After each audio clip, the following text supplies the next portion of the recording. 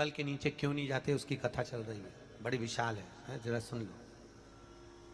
अब निकली है कथा तो अच्छे से सुन लो, तो कम से कम तुम भी तो दूसरों को बता सकती हो।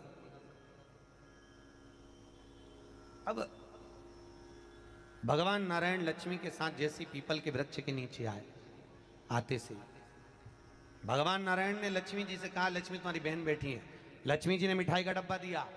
मिठाई का डब्बा देते ही दरिद्रता ने मिठाई का डब्बा फेंक दिया और फेंक कर बोली, लक्ष्मी तू जानती नहीं है मुझे क्या पसंद है और मेरे लिए तो मिठाई लेकर आई है। लक्ष्मी जी ने कहा, जी मैं जानती हूं तुझे क्या पसंद है, तुझे खट्टा और तीखा पसंद है। क्या पसंद है? खट्टा और तीखा। मैं जानती हूं तुझे खट्टा और तीखा पसंद है, पर मैंने सोचा तेरी शादी हो गई है, शादी होने के बाद तो तुझे मीठा पसंद आएगा। तो इतने में दरिद्रता बोली, अरे लक्ष्मी तूने मेरा अपमान करा है, मेरे लिए मिठाई लेकर आई है, लाना था तो मेरे लिए खट्टा और तीखा लेकर आना था। लक्ष्मी जी बोली, जी मेरे को मीठा पसंद है इसलिए मीठा लिया, तेरे को खट्टा तीखा पसंद है मुझे मालूम नहीं था, नहीं तो मैं लेकर आती, मुझे क्या मालूम था, मिलाती। आज भी हमारे यहां ध्यान देना, बेटी की विदाई में 4 चीजें नहीं दी जाती। कितनी चीज नहीं देते? 4। पहली झाड़ू। क्या? झाड़ू बेटी की विदाई में कभी नहीं देते। दूसरे नंबर पर सुई, बेटी की विदाई में कभी नहीं देते। तीसरे नंबर पर चलनी, क्या बोलते हो, चलनी बोलते हो ना, आटा छानने वाली चलनी, बेटी की विदाई में नहीं दी जाती। चौथे नंबर पर अचार की बरनी, बेटी की विदाई में नहीं दी जाती। बेटी की विदाई में अचार नहीं दिया जाता, खट्टा और तीखा बेटी के। और जिस घर में मायके से बेटी की विदाई में अचार दिया जाता है, उस घर में बेटी कभी सुखी नहीं रह सकती, लिख के रख ले, उसको कुछ ना कुछ तकलीफ रहेगी। कभी सास, कभी ननन, कभी पति, कभी कोई उसको ताने देता ही रहेगा, वो सुखी नहीं रह सकती। अगर घर में किसी से सुखी रहेगी तो शरीर से सुखी नहीं रहेगी। अगर मायके से अचार बेटी की विदाई में दिया गया है तो। अब कई बेटियों का तो बड़ा शौक रहता है, क्योंकि बेटियों के जो ससुर होते हैं ना, ये लोग बड़े होशियार होते हैं। ये कहते हैं, बेटा तेरी माँ के हाथ का अचार अच्छा लगता है, जरा बनवा के लिया। अब इन मूर्खों को समझाए कौन कि अचार तो खा लोगे, पर बापड़ो पचाओगे कैसे? खाना सरल है, पचाना कठिन। नहीं दिया जाता। आपने देखा है दरवाजे के ऊपर दुकान पर नींबू और मिर्ची टंगे रहते हैं। किस किस के यहाँ देखा है? देखा है किसी ने कि नहीं देखा है? हाथ तो उठाओ, सबने देखा है। दरवाजे पर नींबू मिर्ची टंगा रहता है। क्यों टंगा रहता है? कई लोग कहते हैं नजर से बचाता है, कई लोग कहते हैं हाय से बचाता है। हाय नजर से नहीं। विष्णु पुराण की कथा और शिव महापुराण वर्णन कर रही है, नींबू मिर्ची दरवाजे पर इसलिए टांगा जाता है क्योंकि लक्ष्मी और दरिद्रता, ये दोनों बहनों प्रतिदिन हर एक व्यक्ति के घर में आना चाहती है। लक्ष्मी और दरिद्रता दोनों घूमने निकलती है, रोज निकलती है घूमने के लिए, और रोज सबके घर में आती है, प्रतिदिन आती है। बस अंतर इतना है कि दरवाजे पर नींबू और मिर्ची टांग देने से दरिद्रता अंदर नहीं जाती, बाहर की बाहर खाकर भाग जाती है, और मिठाई फ्रिज में रखी जाती है जिससे लक्ष्मी घर के अंदर पहुंच जाती है।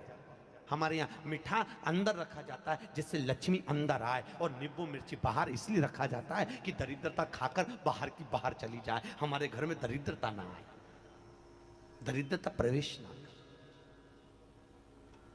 खट्टा और तीखा बाहर।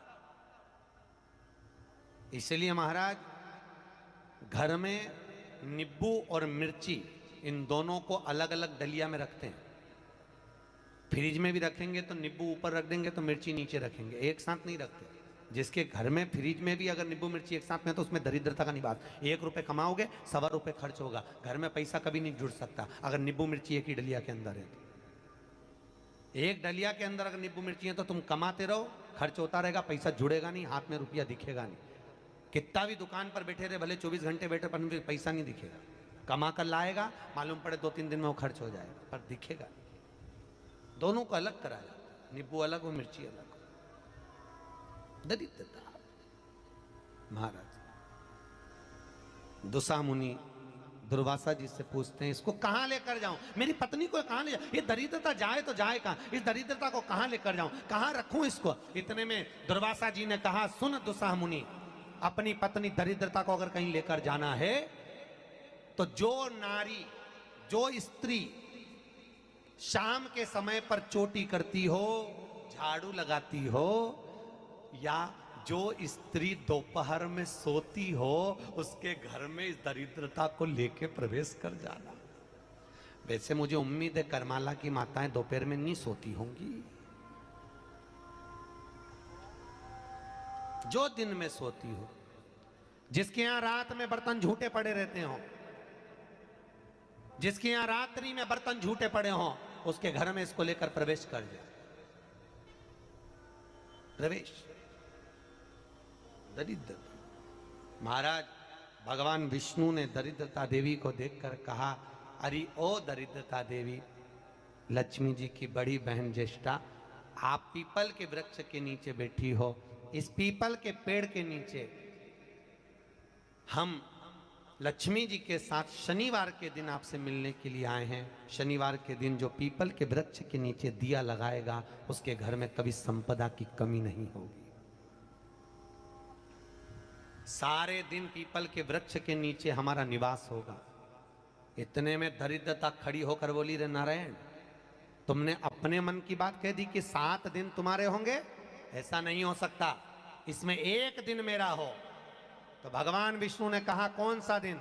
दरिद्रता कहती है, रविवार के दिन इस पीपल के पेड़ के नीचे मैं नृत्य करूंगी, और अगर पीपल के वृक्ष के नीचे रविवार के दिन जो परिक्रमा करेगा या पीपल के पेड़ के नीचे आएगा, उसके साथ में उसके घर में प्रवेश करूंगी। इसलिए हमारे हिंदू धर्म में रविवार के दिन पीपल के पेड़ के नीचे नहीं जाया जाता, पीपल की पूजा नहीं करी जाती, पीपल की परिक्रमा नहीं करी जाती। कौन से दिन? जम के बोलो जरा, रविवार। और जिसके यहाँ दीवार पे पीपल लग जाता है, या कहीं पीपल का पेड़ लग गया अपने दीवार पर, घर में कहीं पर भी, तो पीपल निकालने का भी नियम है। अगर आप दीवार में से पीपल निकालोगे तो बार बार काटोगे, बार बार लग जाएगा, फिर काटोगे फिर लग जाएगा, फिर निकालोगे फिर लग जाएगा। दीवार में पीपल लगता ही रहता है। अगर दीवार के पीपल को निकालना है तो नींबू और मिर्ची, इन दोनों को 3 घंटे पहले पीपल के पेड़ के नीचे रख दीजिए, और रखने के बाद में फिर पीपल को रविवार के दिन उखाड़कर कहीं दूसरी जगह लगा दीजिए। उसके बाद कभी दीवार में पीपल नहीं लगेगा, कभी भी नहीं लगेगा। पर